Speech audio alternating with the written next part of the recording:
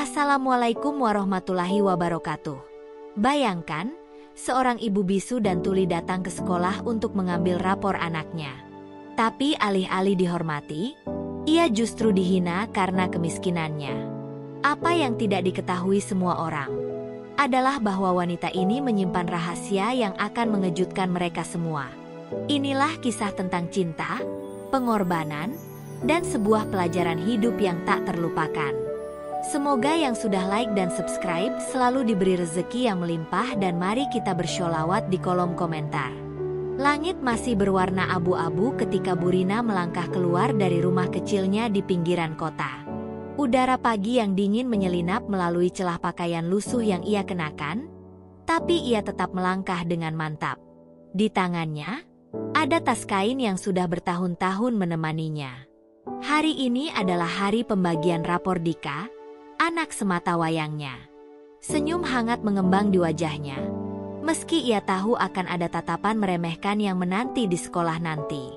Burina bukanlah ibu seperti kebanyakan. Ia terlahir bisu dan tuli, tak pernah mendengar suara anaknya, tak pernah bisa mengucapkan namanya. Namun, ia memahami Dika lebih dari siapapun. Dengan bahasa isyarat, tatapan mata, dan sentuhan lembut, ia telah membesarkan Dika sendirian, bekerja keras sebagai pembuat alat bantu dengar sederhana untuk orang-orang yang membutuhkan. Di sekolah, Dika duduk gelisah di bangkunya. Ia menatap ke arah gerbang sekolah, menunggu ibunya datang. Ia bangga pada Burina, tapi di sisi lain, ia juga takut. Takut pada tatapan teman-temannya, takut pada bisik-bisik yang selalu menyakitkan. Tahun lalu, seorang teman sekelasnya bertanya dengan tawa sinis, "Gimana caranya ibumu ngajarin kamu kalau ngomong aja nggak bisa?" Saat itu, Dika hanya bisa menunduk, menahan perasaan yang bergemuruh di dadanya. Tak lama kemudian, sosok yang dinantikannya muncul. Dengan langkah pelan dan raut wajah tenang, Burina berjalan memasuki halaman sekolah. Pakaian sederhana yang dikenakannya terlihat kontras dengan para ibu lain yang berdandan rapi dengan tas mahal di tangan mereka. Beberapa orang mulai berbisik. Seorang siswa menunjuk ke arahnya dan tertawa kecil. Reno, anak dari keluarga kaya yang terkenal sombong, melipat tangannya dan menatap dengan tatapan mengejek. "Seriusan, itu ibunya Dika?" bisiknya kepada teman-temannya. "Kenapa kelihatan kayak pengemis? Apa dia nggak malu datang ke sini dengan baju kayak gitu?"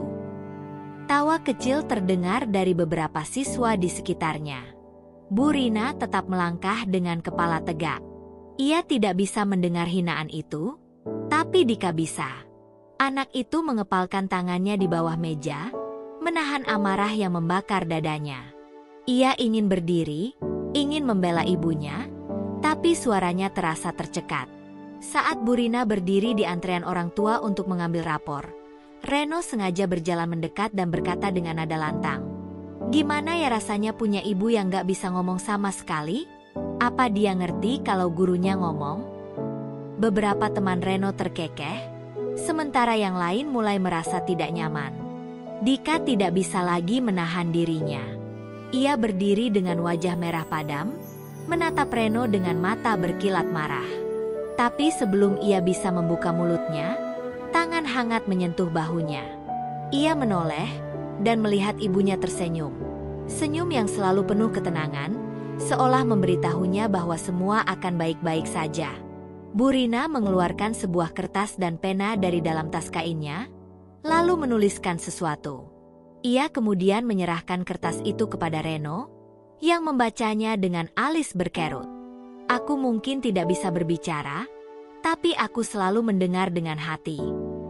Reno mendengus, meremas kertas itu dengan kesal, lalu melemparkannya ke lantai. "Aduh, sok puitis banget sih," katanya dengan sinis. "Orang miskin memang suka sok bijak."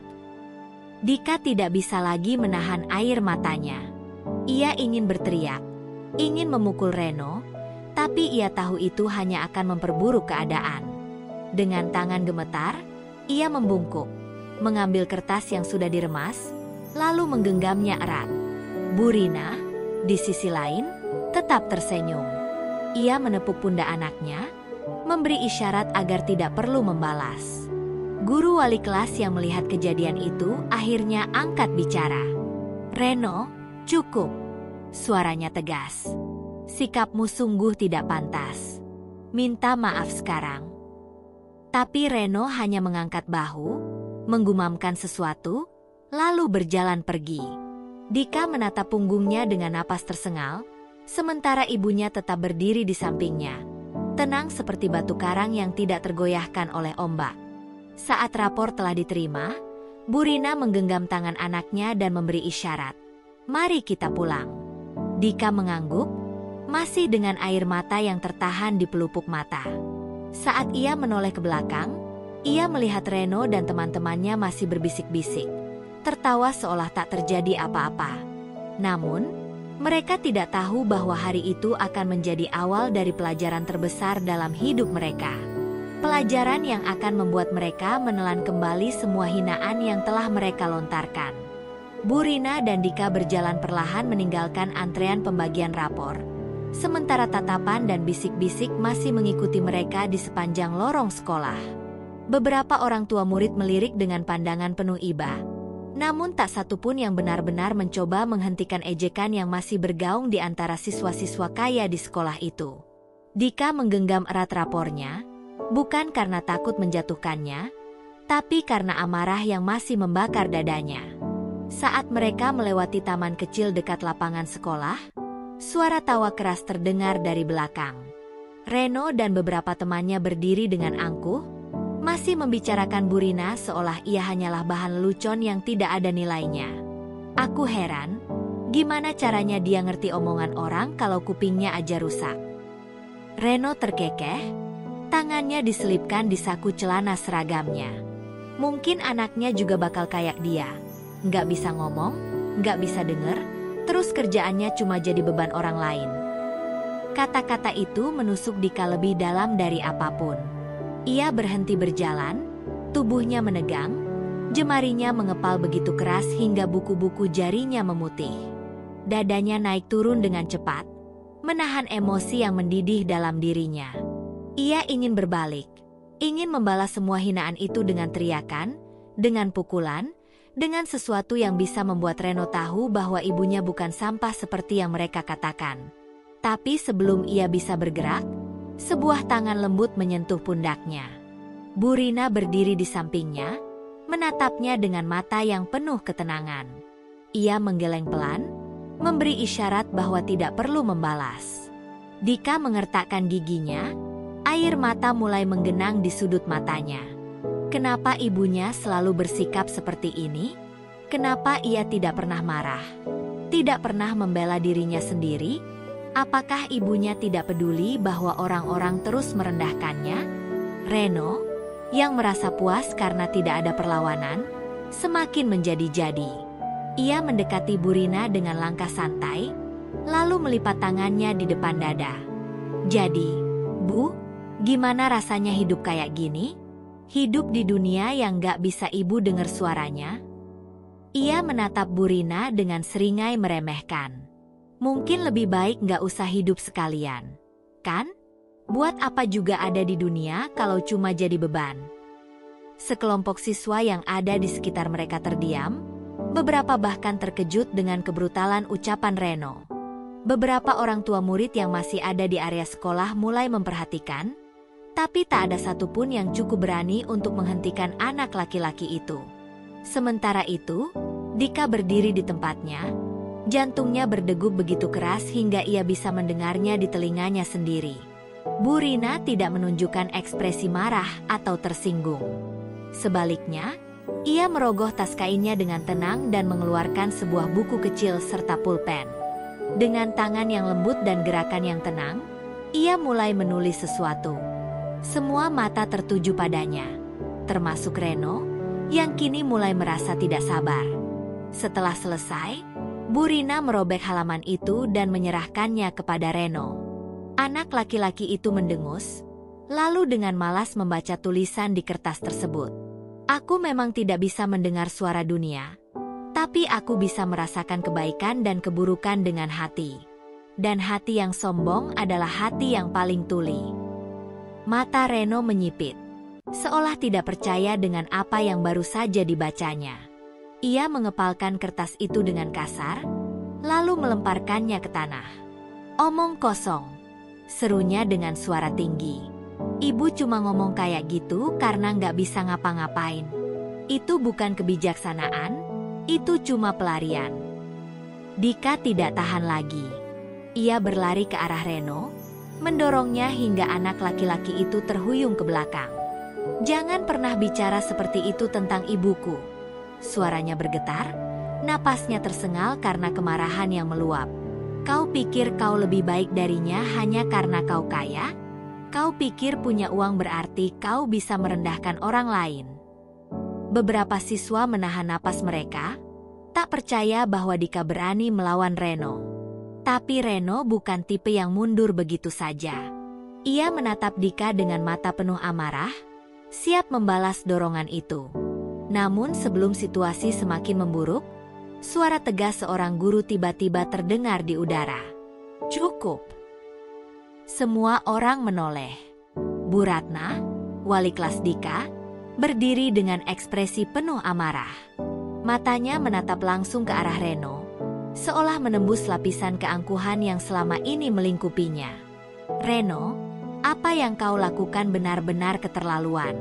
Kau bukan hanya menghina seorang ibu, tapi juga merendahkan seseorang yang sudah berjuang dengan caranya sendiri. Minta maaf sekarang juga." Reno terdiam, wajahnya memerah karena malu dan marah sekaligus. Tapi harga dirinya terlalu besar untuk meminta maaf. Ia hanya mendengus, lalu berbalik, berjalan pergi dengan langkah kasar. Beberapa temannya mengikuti di belakangnya, meninggalkan suasana yang masih penuh ketegangan. Dika masih berdiri di tempatnya, napasnya masih berat. Ia menatap ibunya, berharap melihat kemarahan atau setidaknya kekecewaan. Tapi yang ia lihat hanyalah senyum lembut. Senyum yang begitu sabar, seolah semua penghinaan tadi tidak berarti apa-apa. Untuk pertama kalinya dalam hidupnya, Dika bertanya-tanya, seberapa kuatkah hati ibunya? Bagaimana bisa seseorang yang terus disakiti tidak pernah menunjukkan rasa sakitnya? Namun yang Dika tidak tahu adalah bahwa kesabaran itu bukan berarti ketidakterlukan. Karena bahkan batu pun bisa pecah jika terus dihantam tanpa henti. Langit sore mulai berubah jingga ketika Bu Rina dan Dika berjalan keluar dari gerbang sekolah. Dika masih menunduk.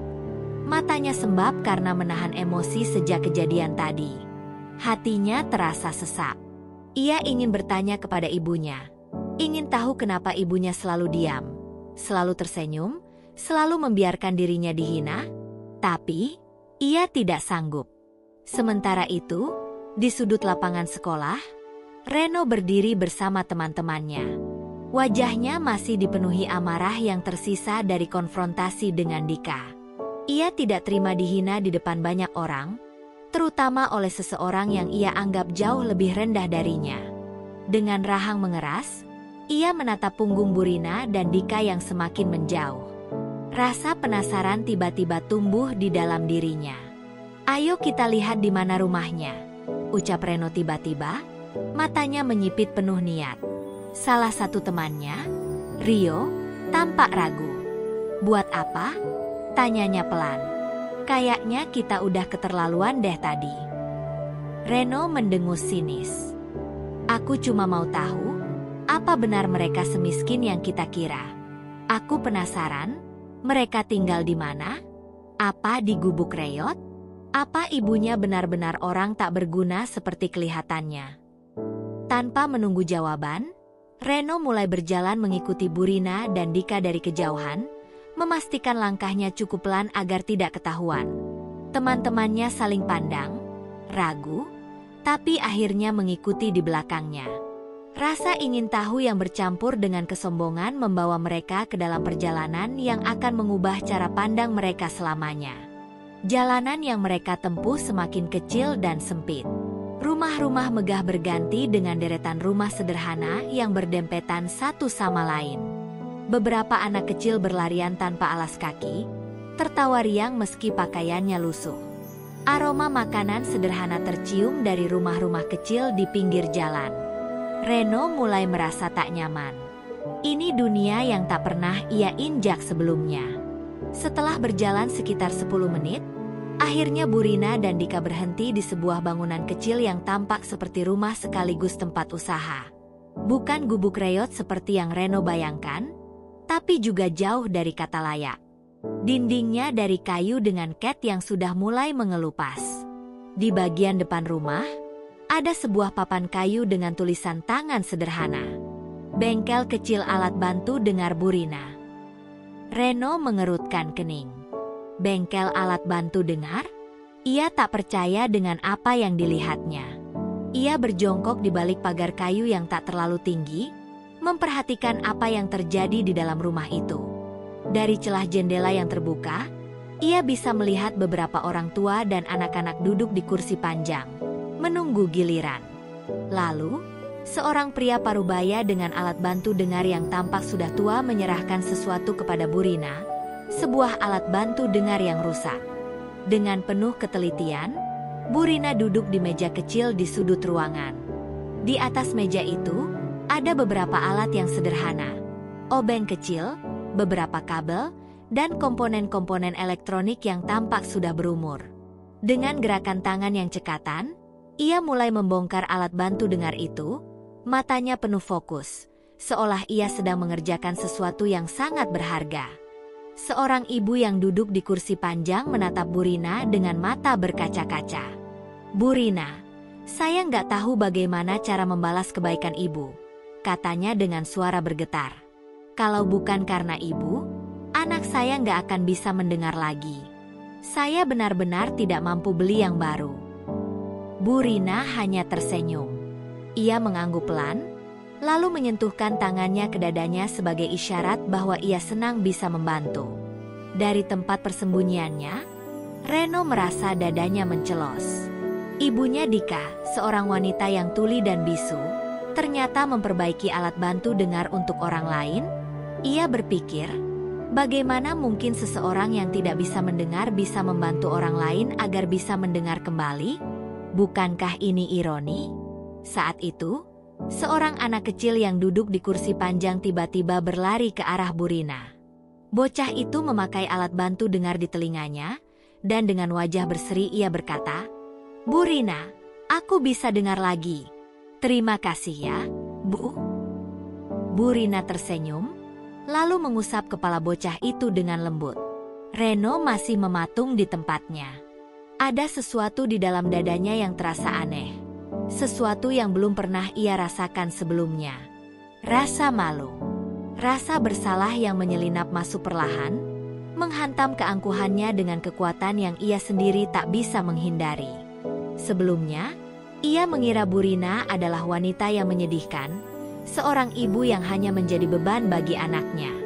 Tapi kini, kenyataan di depan matanya justru membuktikan hal sebaliknya. Wanita itu bukan hanya tidak menyedihkan, ia luar biasa. Reno menelan ludahnya, tiba-tiba merasa kecil.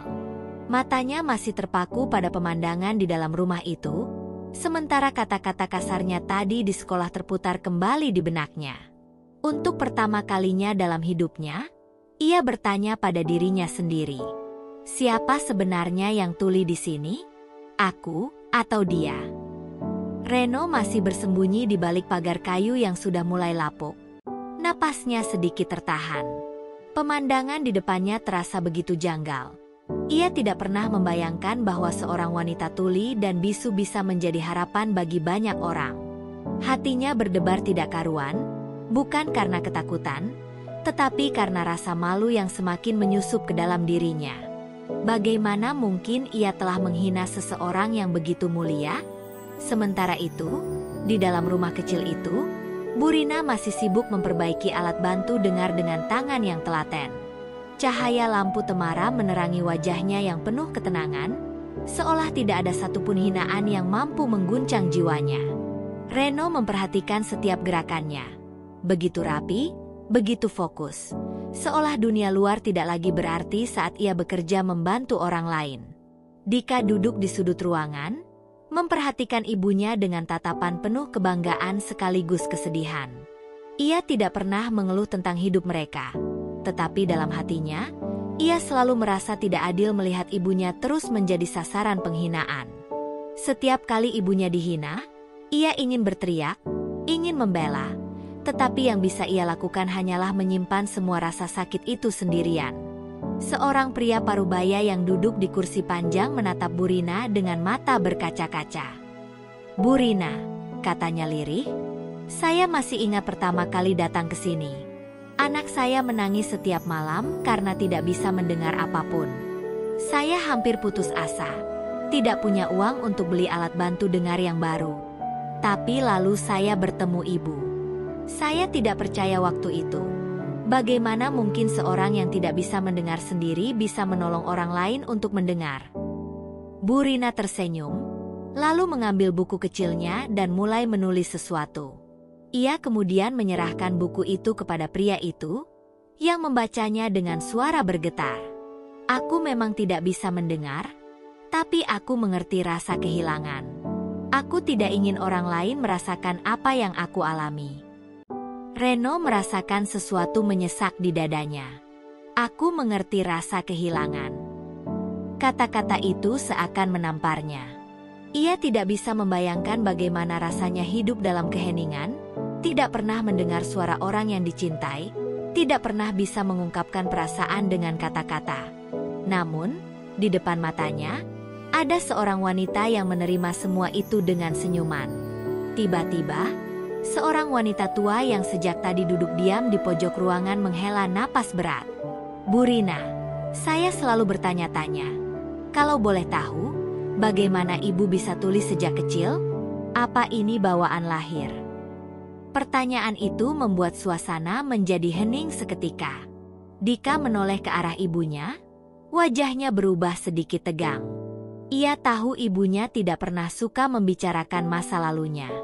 Namun kali ini, Burina hanya tersenyum tipis, lalu mengambil buku catatannya dan mulai menulis kembali. Reno menahan napas, perhatiannya tertuju penuh pada tangan Burina yang bergerak di atas kertas. Begitu wanita itu selesai menulis, ia menyerahkan buku itu kepada wanita tua tersebut, yang kemudian membaca dengan suara perlahan. "Aku tidak terlahir tuli. Saat kecil, aku mengalami demam tinggi yang tidak segera ditangani. Keluargaku tidak punya cukup uang untuk membawaku ke dokter. Aku kehilangan pendengaranku selamanya." Reno terperangah. Tangannya mengepal tanpa sadar. Tuli bukan bawaan lahir, tapi karena kemiskinan, untuk pertama kalinya, ia menyadari bahwa hidup tidak selalu adil bagi semua orang. Ia yang selama ini hidup dalam kemewahan, tak pernah sekalipun berpikir tentang mereka yang bahkan tidak mampu berobat saat sakit. Wanita tua itu terdiam, lalu menepuk tangan Burina dengan lembut. "Maafkan saya, Bu, saya tidak tahu," katanya dengan suara penuh rasa sesal. Burina hanya tersenyum dan menggeleng pelan, seolah ingin mengatakan bahwa ia tidak pernah menyalahkan siapapun atas apa yang terjadi padanya. Namun, di luar pagar kayu yang lapuk, ada seseorang yang merasa dihantam kenyataan dengan begitu keras. Reno menggigit bibirnya, pikirannya kacau. Semua ejekan yang pernah ia lontarkan di sekolah tadi kini terdengar begitu kejam di telinganya sendiri. Ia menganggap Burina sebagai orang yang tidak berguna, padahal ia sendiri tidak pernah melakukan sesuatu yang berarti dalam hidupnya. Untuk pertama kalinya dalam hidupnya, Reno merasa ingin menangis. Bukan karena marah, bukan karena kesal, tapi karena untuk pertama kalinya, ia merasa benar-benar malu pada dirinya sendiri. Sejak kejadian itu, Reno menjadi lebih pendiam di sekolah. Ia tidak lagi tertawa lepas bersama teman-temannya, tidak lagi melontarkan ejekan kepada siapapun, terutama kepada Dika dan Burina. Ada sesuatu yang berubah dalam dirinya, sesuatu yang terus menghantui pikirannya setiap malam. Hinaan yang pernah ia ucapkan, rasa malu yang membakar dadanya, serta kenyataan bahwa seorang wanita tuli dan bisu justru melakukan hal yang jauh lebih berarti dibanding dirinya. Semua itu membuatnya merasa begitu kecil. Namun, Takdir seakan ingin mengajarinya lebih dalam lagi. Beberapa minggu setelah kejadian itu, Reno mulai merasakan sesuatu yang aneh di telinganya. Awalnya hanya dengungan kecil, suara samar yang mengganggu pendengarannya. Ia mengira itu hanya efek dari flu ringan yang sedang ia alami. Namun, semakin hari, dengungan itu semakin menjadi. Pada suatu pagi, saat Reno bangun dari tidurnya, ia tersentak panik. Dunia di sekelilingnya terasa lebih hening dari biasanya. Ia bisa mendengar, tetapi suaranya terdengar seperti berasal dari kejauhan, seakan ia berada di dalam ruangan kedap suara. Jantungnya berdegup kencang. Ia mencoba berbicara, tetapi suaranya sendiri terdengar aneh di telinganya. "Ayah! Ibu!" Reno berteriak, panik. Orang tuanya segera berlari ke kamarnya. Wajah mereka berubah khawatir saat melihat Reno yang tampak kebingungan dan ketakutan. "Apa yang terjadi, Reno?" tanya ibunya cemas. Aku tidak bisa mendengar dengan jelas." Suaranya bergetar. Ia menutup kedua telinganya, mencoba fokus. Semuanya terdengar jauh. Ayahnya langsung menghubungi dokter dan dalam waktu singkat, mereka membawa Reno ke rumah sakit. Setelah beberapa pemeriksaan, dokter menghela napas panjang sebelum akhirnya berkata, ada kemungkinan ini gangguan pendengaran akibat infeksi yang dibiarkan terlalu lama. Reno terpaku. Gangguan pendengaran? Kata-kata itu menghantamnya seperti palu godam. Telinganya berdengung lebih kencang, seakan mengejeknya. Ini tidak mungkin, aku tidak mungkin mengalami ini, pikirnya. Dokter menjelaskan bahwa ada kemungkinan pendengarannya bisa pulih dengan terapi. Tapi jika kondisi memburuk, ia mungkin akan mengalami gangguan permanen. Untuk sementara, aku sarankan kau mulai menggunakan alat bantu dengar untuk membantu pendengaranmu, tambah dokter. Kata-kata itu terdengar seperti hukuman baginya. Reno menunduk, tangannya mencengkeram selimut tempat tidurnya. Alat bantu dengar? Dahulu, ia menertawakan orang-orang yang menggunakannya. Dahulu, ia menghina Burina yang bisu dan tuli. Kini, ia sendiri berdiri di ambang kehilangan pendengarannya. Namun, pukulan terbesar datang dari ayahnya. Kami akan membelikan alat bantu dengar terbaik untukmu, Reno, katanya. Tapi, butuh waktu untuk mendapatkannya. Harganya sangat mahal. Mendengar itu, Reno hanya bisa menatap kosong ke depan. Alat bantu dengar terbaik? Mahal? Seolah takdir sengaja mempermainkannya. Kini ia berada dalam situasi yang sama seperti orang-orang yang dulu ia hina. Ia mulai paham bagaimana rasanya menjadi Dika, bagaimana rasanya menjadi Burina. Berada dalam ketidakberdayaan, tidak bisa melakukan apapun selain menerima keadaan. Tapi saat itulah ibunya menambahkan sesuatu yang membuat tubuhnya semakin membeku. Sebenarnya, ada seseorang yang mungkin bisa membantu lebih cepat. Reno mengangkat wajahnya, menatap ibunya dengan mata yang penuh ketakutan. Dan sebelum ibunya mengucapkan nama itu, Reno sudah tahu siapa yang ia maksud. Burina. Reno merasa dunia berputar.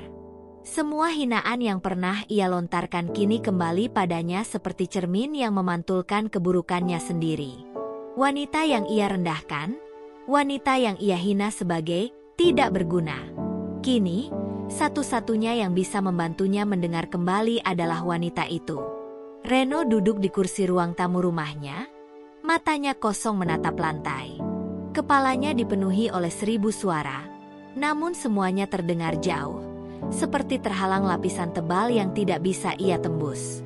Dunia yang selama ini ia anggap biasa saja, dengan segala suara dan kebisingannya, kini terasa begitu asing.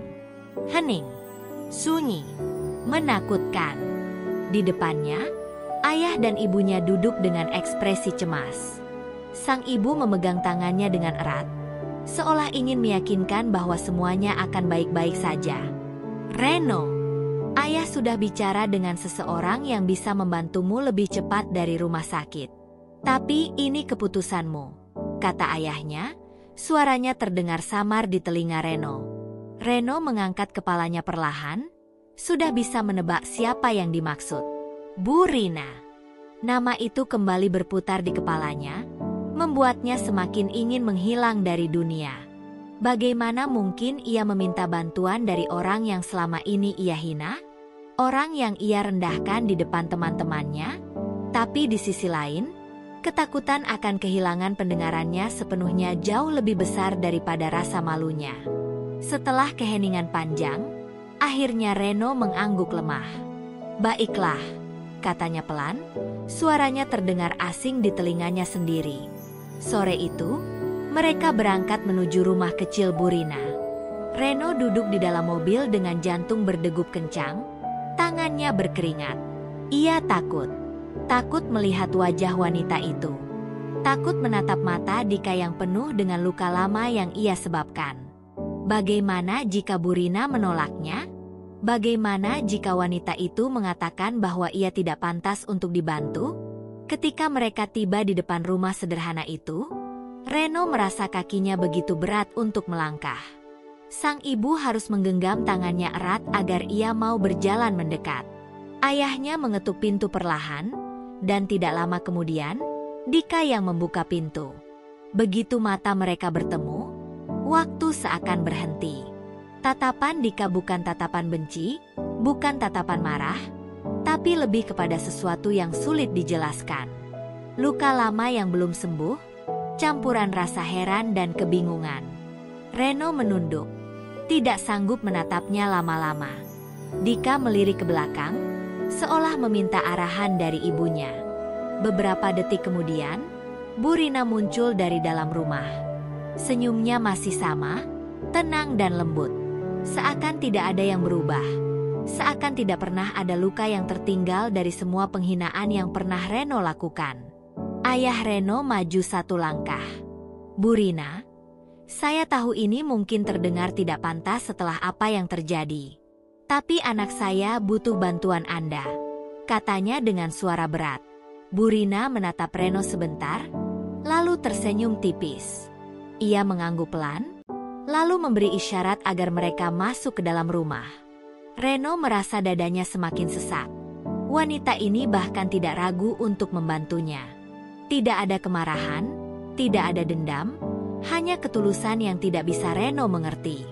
Bu Rina duduk di kursinya dan mulai memeriksa kondisi Reno. Tangannya bekerja dengan cekatan, mencari alat yang tepat untuk membantu pendengarannya. Setiap gerakan tangannya mengandung kesabaran, seolah semua ini bukan tentang masa lalu, bukan tentang balas dendam, tapi tentang membantu seseorang yang membutuhkan. Saat alat bantu dengar sederhana itu dipasang di telinga Reno, ia menahan napas. Seketika, dunia yang selama ini terdengar jauh kini kembali mendekat. Ia bisa mendengar lebih jelas. Suara napasnya sendiri, suara detak jam di dinding, suara angin yang bertiup pelan. Semua suara itu, yang sebelumnya ia abaikan, kini terasa seperti keajaiban. Air mata yang selama ini ia tahan akhirnya jatuh. Reno menutup wajahnya, bahunya bergetar hebat. Ia menangis, bukan hanya karena bisa mendengar lagi, tetapi karena untuk pertama kalinya, ia benar-benar mendengar. Bukan dengan telinganya, tapi dengan hatinya. Di hadapannya, Bu Rina tersenyum lembut, lalu menepuk bahunya dengan penuh pengertian. Ia tidak butuh permintaan maaf. Ia hanya butuh seseorang untuk belajar memahami. Dan hari itu, Reno akhirnya mengerti betapa berharganya suara yang tidak pernah ia dengarkan sebelumnya. Suara dalam hati.